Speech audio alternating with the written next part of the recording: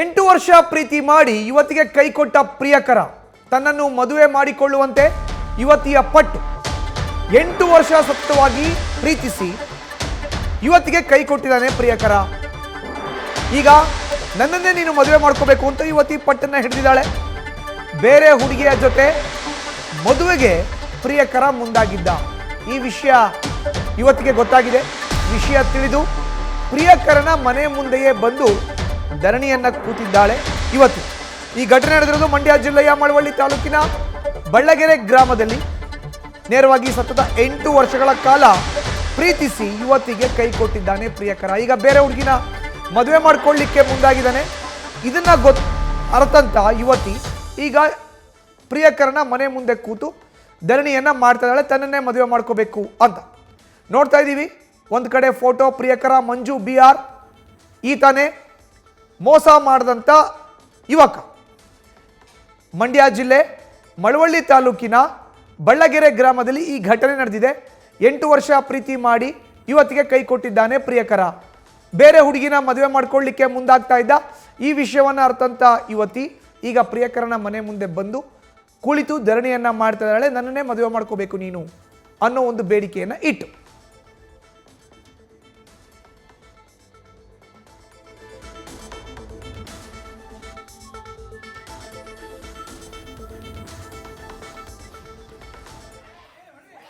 ಇನ್ನು ನೋಡ್ತಾ ಇದ್ದೀವಿ ದೃಶ್ಯಾವಳಿಗಳಲ್ಲಿ ಮೋಸ ಮಾಡಿದ ಯುವಕ ಮಂಜು BR, ಮಂಡ್ಯ ಜಿಲ್ಲೆ ಮಳವಳ್ಳಿ ತಾಲೂಕಿನ ಬಳ್ಳಗೆರೆ ಗ್ರಾಮದಲ್ಲಿ ಈ ಘಟನೆ.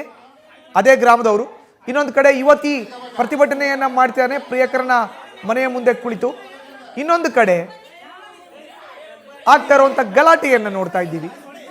ಅಂದ್ರೆ ಸತತ 8 ವರ್ಷಗಳ ಕಾಲ ಪ್ರೀತಿಸಿ ಪ್ರಿಯಕರ ಯುವತಿಗೆ ಕೈ ಕೊಟ್ಟಿದ್ದಾನೆ. ಈಗ ನಾನು ಮದುವೆ ಮಾಡ್ಕೊಳ್ಳಲ್ಲ ಅಂತ ಬೇರೆ ಯುವತಿಯೊಂದಿಗೆ ಮದುವೆ ಮಾಡ್ಕೊಳ್ಳಿಕ್ಕೆ ಮುಂದಾಗಿದ್ದ. ವಿಷಯವನ್ನ ಅರ್ಥಂತ ಯುವತಿ ಈಗ ಪ್ರಿಯಕರನ ಮನೆ ಮುಂದೆ ಕೂತು ಪ್ರತಿಭಟನೆಯನ್ನ ಮಾಡ್ತಾರೆ.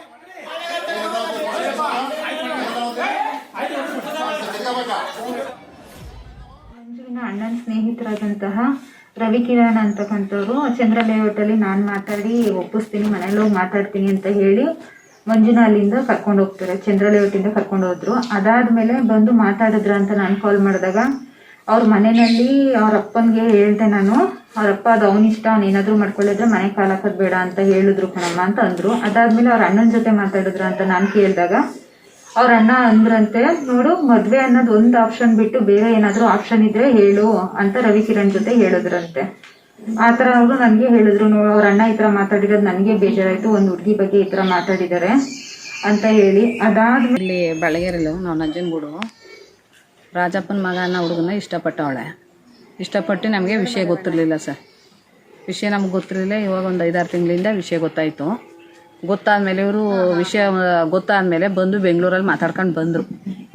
ಮಾತಾಡ್ಕೊಂಡು ಬಂದ್ಬಿಟ್ಟು ಯಜಮಾನ್ರುಗಳನ್ನ ಕರ್ಕೊಬಂದು ಒಂದು 12 ಜನ ಕರ್ಕೊಬಂದು ಇನ್ನೊಂದು 2 ದಿನ ಬರ್ತೀನಿ ಅಂತ ಟೈಮ್ ತಗೊಬಂದವ್ರು ಮತ್ತೆ ಬರಲೇ ಇಲ್ಲ ಸರ್. ನಾವು ಬಂದು ಮಾತಾಡಲೇ ಇಲ್ಲ.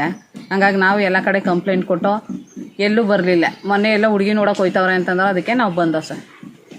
ನ್ಯಾಯಕ್ಕೆ ಸೇರಿಸಿ ಬಂದು ಅದು ಯಾರೋ ಅವರು ನ್ಯಾಯಕ್ಕೆ ಬರಲೇ ಇಲ್ಲ. ಹಿಂಗೆ ಒಂದು ಹುಡುಗಿಗೆ ಅನ್ಯಾಯ ಮಾಡ್ಕೊಂಡೋದ್ರೆ ಏನು ಮಾಡೋದು ಸರ್? ಈಗ ಹುಡುಗಿನ ಅವಳು 2 ಸಾರಿ ಗ್ರಾಮದ ಮುಖಂಡರು ಏನಂತಾರೆ ನಿಮಗೆ? ಗ್ರಾಮದ ಮುಖಂಡರು ಅವರೇ ಬರ್ತಾ ಇಲ್ಲ ಅಂತಂತಾರೆ ಸರ್. ಅವ್ರು ಬರ್ತಾ ಇಲ್ಲ, ನಾವೇನು ಮಾಡೋದು? ಮುಂದೆ ಏನಾಗುತ್ತೆ ನೀವೇ ನೋಡ್ಕೊಳ್ಳಿ ಅಂದರೆ ಇವ್ರು ಯಾರು ಬರ್ದೆ ನಾವೇನು ಮಾಡೋಕ್ಕಾಗುತ್ತೆ ಸರ್? ತಮಗೆ ಏನಾಗಬೇಕಮ್ಮ ಈಗ? ನಮ್ಮ ಹುಡುಗಿಗೆ ನ್ಯಾಯ ಸಿಗಬೇಕು ಸರ್.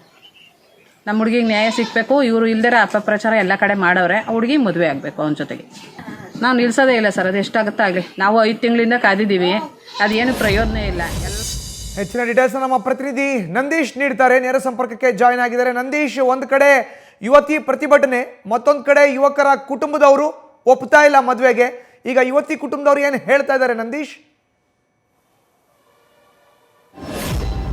ಖಂಡಿತ ಮಧುಸೂದನ್, ನಂಜನಗೂಡಿನ ಏನು ಯುವತಿ ಇದ್ದಾಳೆ, ಆಕೆ ಬಳ್ಳಗೆರೆ ಅಂದರೆ ಮಂಡ್ಯ ಜಿಲ್ಲೆಯ ಮಳವಳ್ಳಿ ತಾಲೂಕಿನ ಬಳ್ಳಕೆರೆ ಗ್ರಾಮದ ಏನೋ ಮಂಜು ಇದ್ದಾನೆ, ಆತನೊಂದಿಗೆ 8 ವರ್ಷಗಳಿಂದಲೂ ಕೂಡ ಪ್ರೀತಿಯನ್ನು ಮಾಡ್ತಾ ಇರ್ತಾಳೆ. ಅಂದರೆ ಅಜ್ಜಿ ಊರು ಬಳ್ಳೆಗೆರೆ ಆಗಿರುವ ಹಿನ್ನೆಲೆಯಲ್ಲಿ ರಮೇಶ್ರೀ ಆ ಒಂದು ಗ್ರಾಮಕ್ಕೆ ಬರ್ತಾ ಇರ್ತಾಳೆ. ಆ ಸಂದರ್ಭದಲ್ಲಿ ಸ್ನೇಹ ಪ್ರೀತಿಗೆ ತಿರುಗುತ್ತೆ. ಪ್ರೀತಿಯಾದ ಬಳಿಕ ಅವರು ಕೂಡ ಮದುವೆಯನ್ನು ಮಾಡಿಕೊಳ್ಳುವ ನಿಟ್ಟಿನಲ್ಲಿ ಒಂದು ನಿರ್ಧಾರವನ್ನು ಮಾಡ್ತಾರೆ. ಕಳೆದ 2 ವರ್ಷಗಳ ಹಿಂದೆ ಮದುವೆಗಾಗಿ ಆ ಯುವಕನಿಗೆ ಒಂದು ಮನವಿಯನ್ನು ಕೂಡ ಮಾಡುವಂಥದ್ದು. ಅಂದರೆ ಇಷ್ಟು ದಿನ ಪ್ರೀತಿ ಮಾಡಾಯಿತು, ಇವತ್ತಿಗೆ ಮದುವೆ ಆಗೋಣ ಎಂಬ ಮಾತುಗಳನ್ನ ಹೇಳ್ತಾನೆ. ಆದರೆ ಆ ಮಂಜು ಏನಿದ್ದಾನೆ ಯುವಕ, ಆತ ಒಂದೊಂದಷ್ಟು ಸಬೂಬುಗಳನ್ನ ಹೇಳ್ಕೊಂಬರುವಂಥದ್ದು. ಅಂದರೆ ಅಣ್ಣನ ಮದುವೆ ಆಗಬೇಕು, ಮತ್ತೆ ಮನೆಯನ್ನು ಕಟ್ಟಬೇಕು, ಆ ನಿಟ್ಟಿನಲ್ಲಿ ಈಗ ಬೇಡ ಎಂಬ ಮಟ್ಟಿನಲ್ಲಿ ಒಂದಷ್ಟು ದಿನ ಕೂಡ ತಳ್ಕೊಂಡು ಬರ್ತಾನೆ. ಅದಾದ ಬಳಿಕ ಆ ಒಂದು ಯುವತಿಯನ್ನೇ, ಅಂದರೆ ಪ್ರೀತಿಸಿದ ಯುವತಿಯನ್ನೇ ಅವಾಯ್ಡ್ ಮಾಡುವಂಥ ಕೆಲಸವನ್ನು ಕೂಡ ಮಾಡ್ತಾನೆ. ಇದರಿಂದ ಒಂದಷ್ಟು ಸಿಟ್ಟಿಗೆ ಒಳಗಾದಂಥ ಯುವತಿ ಆಗಾಗ ಒಂದಷ್ಟು ಮನವಿಯನ್ನು ಕೂಡ ಮಾಡುವಂಥದ್ದು. ಅಲ್ಲದೆ ಕಳೆದ 6 ತಿಂಗಳ ಹಿಂದೆ ಪೊಲೀಸ್ ಠಾಣೆಗೂ ಕೂಡ ಒಂದು ದೂರು ದಾಖಲಾಗಿರುತ್ತದೆ. ಅಂದರೆ ಆ ಹುಡುಗ ಏನು ಬೆಂಗಳೂರಿನಲ್ಲಿ ಕೆಲಸ ಮಾಡ್ತಿದ್ದ ಅದೇ ಸ್ಥಳಕ್ಕೆ ಹೋಗಿ ಮತ್ತೆ ಮದುವೆಯನ್ನು ಆಗಬೇಕು ಎಂಬ ನಿಟ್ಟಿನಲ್ಲಿ ಆ ಯುವತಿ ಮನವಿಯನ್ನು ಮಾಡ್ತಾಳೆ. ಆದರೂ ಕೂಡ ಆತ ಒಪ್ಪಲ್ಲ. ಅದಾದ ಬಳಿಕ ನಿನ್ನ ಕೆಲವೇ ತಿಂಗಳಲ್ಲಿ ನಾನು ಮದುವೆ ಆಗ್ತೀನಿ ಎಂಬ ಮೂಲಕ ಒಪ್ಪಿಸ್ತಾನೆ. ಅದಾದ ಬಳಿಕ ಒಂದಷ್ಟು ರಾಜ್ಯ ಪಂಚಾಯತಿಗೂ ಕೂಡ 2 ಕುಟುಂಬಸ್ಥರು ಸೇರಿ ಮಾಡ್ತಾರೆ. ಆದರೆ ಅದು ಯಾವುದರಲ್ಲೂ ಕೂಡ ಒಪ್ಪಲ್ಲ. ಕಳೆದ ಭಾನುವಾರವಷ್ಟೇ ಇಡೀ ಅಂದರೆ ಬಳ್ಳೆಗೆರೆ ಗ್ರಾಮದ ಮಂಜು ಹಾಗೆ ನಂಜನಗೂಡಿನ ಏನು ರಮೇಶ್ ಇದ್ದಾಳೆ, ಇಬ್ಬರ ಕುಟುಂಬಸ್ಥರು ಕೂಡ ಸೇರುವಂಥ ಕೆಲಸವನ್ನು ಕೂಡ ಮಾಡ್ತಾರೆ. ಅಂದರೆ ಎಲ್ಲರೂ ಕುಳಿತು ಒಂದು ಚರ್ಚೆಯನ್ನು ಮಾಡುವ ನಿಟ್ಟಿನಲ್ಲಿ ಮುಂದಾಗ್ತಾರೆ. ಆದರೆ ಆ ಸಂದರ್ಭದಲ್ಲಿ ಯುವಕನ ಮನೆಯವರು ಒಪ್ಪಲ್ಲ. ಅಂದರೆ ನಾವು ಯಾವುದೇ ರೀತಿಯ ಒಂದು ತೀರ್ಮಾನಕ್ಕೆ ಬರಲ್ಲ, ನಮ್ಮ ಹುಡುಗನ ಅಂದರೆ ಆಕೆಯನ್ನ ನಾವು ಸೊಸೆಯಾಗಿ ಒಪ್ಕೊಳ್ಳಲ್ಲ ಎಂಬ ನಿಟ್ಟಿನಲ್ಲಿ ಒಂದು ಮಾತುಗಳನ್ನ ಆಡುವಂಥದ್ದು. ಇದರಿಂದ ಸಿಟ್ಟಿಗೆದಂತಹ ಯುವತಿ, ನೊಂದ ಯುವತಿ, ನ್ಯಾಯಕ್ಕಾಗಿ ಆ ಒಂದು ಯುವಕನ ಮನೆಯ ಮುಂದೆಯೇ ಒಂದು ಧರಣಿಯನ್ನು ಕುಳಿತುಕೊಳ್ಳುವಂಥದ್ದು. ಆದರೆ ಧರಣಿ ಕುಳಿತ ಸಂದರ್ಭದಲ್ಲಿ ನಿನ್ನೆ ಸಂಜೆ ಅವರಿಗೆ ಹಲ್ಲೆಯನ್ನು ಕೂಡ ಮಾಡಿರುವಂಥದ್ದು. ಅಂದರೆ ಅವರ ಕುಟುಂಬಸ್ಥರು, ಆ ಯುವತಿಯ ಕುಟುಂಬಸ್ಥರು ಮತ್ತು ಆ ಯುವತಿ ಇಬ್ಬರಿಗೂ ಕೂಡ ಹಲ್ಲೆಯನ್ನು ಮಾಡಿರುವಂಥದ್ದು. ಆ ನಿಟ್ಟಿನಲ್ಲಿ ಇದೀಗ ಸದ್ಯ ಆ ಯುವತಿಗೆ ಮಂಡ್ಯ ಮಿಮ್ಸ್ ಆಸ್ಪತ್ರೆಯಲ್ಲಿ ಚಿಕಿತ್ಸೆಯನ್ನು ಕೊಡಿಸ್ತಾ ಇರುವಂಥದ್ದು. ಆದರೆ ಆ ನೊಂದ ಯುವತಿ, ಮೋಸಕ್ಕೆ ಒಳಗಾದಂಥ ಯುವತಿ ಹೇಳ್ತಾ ಇರುವಂಥದ್ದು, ನನಗೆ ಅನ್ಯಾಯ ಆಗಿದೆ, ಪ್ರೀತಿ ಹೆಸರಲ್ಲಿ ನನಗೆ ಮೋಸವನ್ನು ಮಾಡಿದ್ದೇನೆ, ಎಲ್ಲ ರೀತಿಯಲ್ಲೂ ಕೂಡ ಬಳಸ್ಕೊಂಡಿದ್ದಾನೆ, ದೈಹಿಕವಾಗಿಯೂ ಕೂಡ ನನ್ನನ್ನು ಬಳಸ್ಕೊಂಡು ಒಂದು ರೀತಿ ಅನ್ಯಾಯವನ್ನು ಮಾಡಿದ್ದಾನೆ, ನನಗೆ ನ್ಯಾಯವನ್ನು ಕೊಡಿಸಲೇಬೇಕು ಮೂಲಕ ಇದೀಗ ಏನೋ ಆ ಒಂದು ಯುವತಿ, ನೊಂದ ಯುವತಿ ಮಾಧ್ಯಮಗಳ ಮುಂದೆ ಬಂದಿರುವಂಥದ್ದು. ಅಲ್ಲದೆ ಪೊಲೀಸರಿಗೂ ಕೂಡ ದೂರನ್ನು ಕೊಟ್ಟು ಅವರ ವಿರುದ್ಧ ಕ್ರಮವನ್ನು ವಹಿಸಿ ನ್ಯಾಯವನ್ನು ಕೊಡಿಸಬೇಕು ಮೂಲಕ ಮನವಿಯನ್ನು ಮಾಡ್ತಾ ಇರುವಂಥದ್ದು. ಮಧುಸೂದನ್, ಧನ್ಯವಾದ ನಂದೀಶ್ ನಿಮ್ಮ ಮಾಹಿತಿಗೆ. ನ್ಯೂಸ್ ಫಸ್ಟ್ ನಿರ್ಭೀತಿಯಿಂದ ನಿಮ್ಮ ಪರವಾಗಿ.